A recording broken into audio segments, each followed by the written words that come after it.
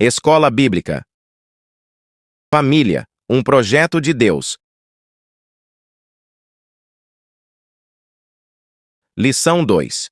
Tema: Namoro, noivado e casamento, primeiro trimestre, 2024. Texto áureo. Aquele que encontra uma esposa acha o bem e alcança a benevolência do Senhor. Provérbios 18, 22. Verdade aplicada. Dependemos da luz da Palavra de Deus e da ação do Espírito Santo para vivenciarmos o namoro, noivado e casamento para a glória de Deus. Objetivos da lição: mostrar que o namoro é a fase do conhecimento, destacar que o noivado é a fase do planejamento, ressaltar que o casamento não pode ser experimental. Textos de referência: Deuteronômio 20, 7. E qual o homem que está desposado com alguma mulher e ainda a não recebeu? Vá e torne-se à sua casa, para que, porventura, não morra na peleja, e algum outro homem a receba. 1 Coríntios 7, 2. Mas, por causa da prostituição, cada um tenha a sua própria mulher, a cada uma tenha o seu próprio marido. 9. Mas, se não podem conter-se, casem-se, porque é melhor casar do que abrasar-se. 1 Tessalonicenses 4, 3. Porque esta é a vontade de Deus, a vossa santificação, que vos abstenhais da prostituição. Introdução. Na presente lição trataremos acerca da relevância do namoro, noivado e casamento serem vivenciados pelo povo de Deus de acordo com os princípios bíblicos. São aspectos da vida que precisam de atenção e cuidado, pois fazem a diferença no testemunho cristão, na qualidade de vida e na formação das futuras gerações. 1. O namoro cristão. Namoro é a fase de conhecimento mútuo. Nesta fase procura-se conhecer o temperamento, o caráter, a vida pregressa e os antecedentes da pessoa amada, os seus familiares, checar como ela se comporta dentro de casa, como ela trata os seus pais, como ela trata as coisas de Deus. Qual o seu interesse pelo trabalho e pelo crescimento pessoal? Elas irão compartilhar novas experiências, e mesmo tendo uma relação afetiva e comprometida socialmente, ainda não se tem vínculo matrimonial perante a lei civil nem religiosa. O compromisso é ético e moral, pois não se avança ao sinal. 1.1. Conceito de namoro cristão. O conceito de namoro cristão é diferente daquele que não tem temor a Deus, pois o namoro não é brincadeira, nem passatempo de quem não tem o que fazer. Ele segue os princípios da Palavra de Deus, pois não é a fase de conhecimento íntimo, nem aumento das intimidades. Muito menos dar prova de amor e chegar até ter filhos antes do casamento. Muitas jovens ainda estão caindo nesse conto. Biblicamente, a relação conjugal é homologada pelo casamento. 1 Coríntios 7, 28. O amor não se porta com indecência. 1 Coríntios 13, 5. Frederick K. C. Price. A ordem de Deus é que as atividades sexuais do homem e da mulher sejam concretizadas dentro do casamento. 1.2. Quando se deve começar o namoro? Para tudo na vida, tem o seu tempo determinado. Alguns começam prematuramente, precocemente. Namoro muito cedo, com certeza, falta maturidade, responsabilidade e condições para firmar um compromisso mais sério. Interrompem projetos profissionais, sacrificam estudos e a própria adolescência. Cuidado com a motivação para o casamento. Muitos querem começar cedo porque não aguentam mais os pais, porque ouviram uma profecia, porque têm medo de perder uma pessoa por causa da beleza ou corpo esbelto, escultural. Deus tem o melhor para você no tempo certo. 1.3. Namoro escondido a prolongado. O namoro deve ser declarado e compromissado perante as famílias. O cristão não deve ter nada a esconder, deve ser transparente. A verdade e a sinceridade são atitudes de cristão sério. Deve-se respeitar o princípio de autoridade, falando com os pais, pois o consentimento dos pais é de suma importância. Quando se começa um namoro sem respaldo dos pais, é procura de maldição para a sua própria vida. Não é aconselhável um namoro prolongado demais, deve prevalecer o bom senso. Não pode ser curto demais. Quando não dá tempo suficiente de conhecimento e casa enganado, deve haver equilíbrio para tudo na vida. Namoro muito demorado pode dar lugar à liberdade excessiva. 2. O noivado cristão. Noivado é um período intermediário entre o namoro e o casamento e deve ser usado para planejar a vida a dois. O noivado vem confirmar que o namoro deu certo e que se pode avançar para um compromisso mais sério num futuro próximo.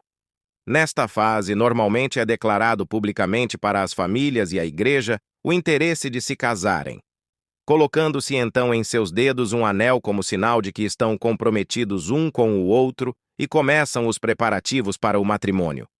Mas o padrão divino continua prevalecendo como foi no namoro, uma vida casta e santa na presença de Deus. 2. 1. O noivado é a fase do planejamento. Planejar é montar hoje o amanhã. Enxergar mais longe e se preparar para o futuro. Começar a agir e tomar decisões sábias. Algumas perguntas deverão ser respondidas pelos noivos. Onde vamos morar? A residência será própria ou alugada? Onde vamos congregar e servir a Deus? Quantos filhos vamos ter? Qual a nossa renda familiar? Vamos realizar festa de casamento? Quantos convidados e quantas testemunhas? Vamos viajar de lua de mel? Para onde? Que tipo e padrão de móveis teremos em nossa casa? Quais as prioridades na compra dos móveis e eletrodomésticos? 2.2. A compreensão de que cada um leva um tipo de bagagem para o casamento. Algumas bagagens só serão conhecidas depois do casamento, muitas jamais serão resolvidas ou sanadas, mas todas poderão ser amenizadas com compreensão e ajuda mútua. Normalmente bagagens de traumas, de complexos pessoais, de frustrações, de sequelas de sofrimento, discriminação, preconceito, normalmente da falta de infância, molestamentos, assédios, abusos sexuais, abandonos, pais separados, normalmente órfãos, ou que nunca chegou a conhecer os pais, normalmente traumas por ter sido adotado quando criança por outra família, normalmente de privações e necessidades básicas mal atendidas, normalmente uma doença congênita ou hereditária, por exemplo, diabetes. Os noivos precisam estar dispostos a ajudar um ao outro e às vezes levar por toda a vida. 1 Coríntios 13:7. 2.3. A consciência de que está começando uma nova família. A Bíblia diz: portanto, deixará o homem pai e mãe e se unirá à sua mulher. Mateus 19:5. O destino dessa nova família está na responsabilidade e comando do casal. Não se aceita intromissões, interferências a pitacos de ninguém. Conselhos dos pais são bem-vindos, desde que não coloque um contra o outro ou afete o relacionamento dos dois. Constituir uma nova família dá a entender que é viver financeiramente às próprias custas e uma compreensão que é deixar geograficamente, estar morando em outra residência. Quando você vive às custas dos pais ou sogros, abre-se brechas para que eles interfiram no seu casamento. Aprenda a conviver com os parentes harmonicamente será prejudicar o seu casamento. 3. O casamento cristão. Hebreus 13:4. Diz que o matrimônio deve ser digno de honra e o leito deve ser sem mácula, pois Deus julgará os devassos e adúlteros. Em todos os casamentos tem opiniões contrárias, pontos de vista diferentes, discordâncias em alguns assuntos e atitudes. Às vezes isso gera conflitos. Podem estar relacionados à administração financeira, práticas sexuais, ao lazer, a férias, educação dos filhos e outros assuntos inerentes ao casamento. Mas as diferenças podem ser vistas como desafios e aprendizado para os cônjuges. Isso vai depender de como encarar e resolver os assuntos. 3.1. O casal cristão não deve andar pela própria cabeça nem pela cabeça dos outros. Não ande pela sua própria cabeça, use o manual do casamento, a Bíblia Sagrada. Ela tem instruções e respostas para todas as situações. Nem sempre o que é lícito me convém. 1 Coríntios 6, 12. Nem sempre o que é lícito me edifica. 1 Coríntios 10, 23. Nem sempre o que eu posso fazer é o melhor para o meu casamento. Não ande pela cabeça dos outros. Eles não conhecem a realidade do seu casamento. Muitos querem ser salvador da pátria, dando conselhos, mas não sabem nem para eles. São pouquíssimas as pessoas preparadas para dar conselhos conjugais. 3.2. Os cônjuges precisam saber que eles representam um tesouro um para o outro. Quem não cuida bem do seu tesouro poderá ter surpresa ao longo do casamento, pois se alguém não cuida bem do seu tesouro, aparecerá outro para cuidar. Se alguém não cuida bem do seu tesouro, está desprezando o presente de Deus e o que ele instituiu. Gênesis 2, 18 ao 24. Não podemos deixar exposto o nosso tesouro. O ladrão gosta de roubar tesouro e tem muitos gaviões soltos. Quem ama o seu tesouro não negligencia, não é relaxado, não trata de qualquer maneira. Antes cuida, protege a guarda com todo cuidado e carinho. Mateus 6, 21. 3.3. O casal cristão precisa dar bom exemplo da união conjugal. O nosso verdadeiro testemunho sai de dentro da nossa casa. Use o seu casamento para ser exemplo de união consolidada para a sociedade, para os seus filhos e seus netos. A sociedade está precisando ver em nós, cristãos, famílias estruturadas e lares sólidos. De maus exemplos, a sociedade está cheia. Como os vizinhos nos veem?